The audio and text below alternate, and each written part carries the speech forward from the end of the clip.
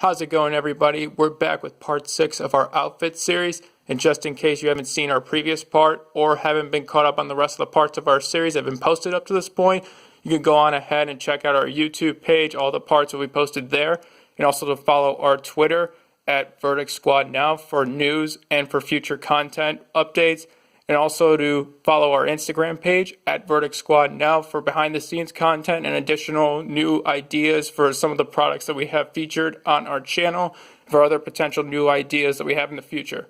So for part 6 today, we have something for outerwear, just in case where if you live somewhere that's cold or you live somewhere there's more of a seasonal climate, or just so you may have a use for it if you're going somewhere that's nicer or just want a really nicer coat, just so it's something to have in your wardrobe. We have this nice leather coat here.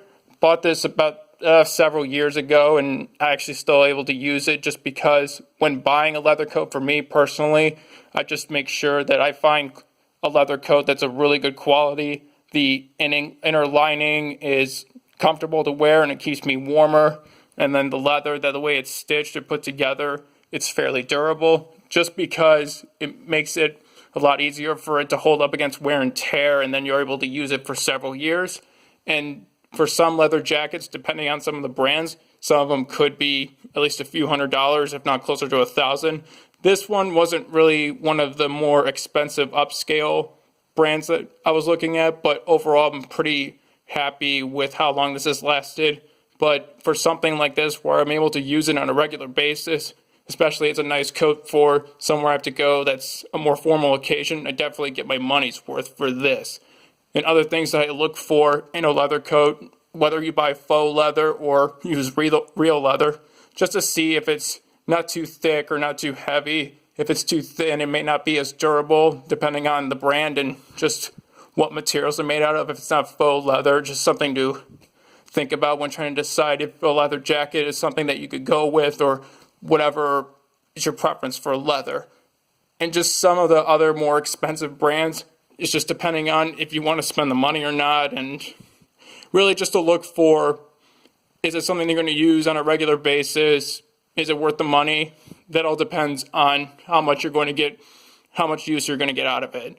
So other things I look for too are some of the pockets I can use. What I really like about this jacket is there's several pockets. So let's just say you have your phone, your wallet, your keys, or whatever you need to keep secure. You got plenty of pockets for that, so that's definitely a huge plus.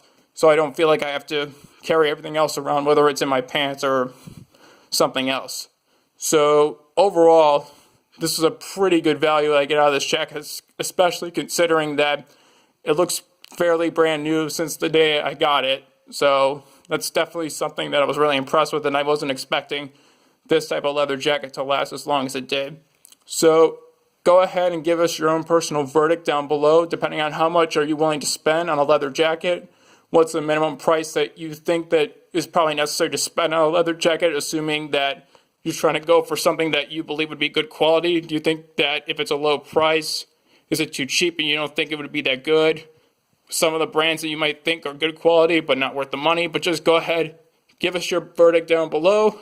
Be sure to like and subscribe. Be sure to click the notification bell on our YouTube channel to know when new uploads will be posted. And again, like I said before, follow us on Twitter and Instagram at Verdict Squad Now for additional content and updates.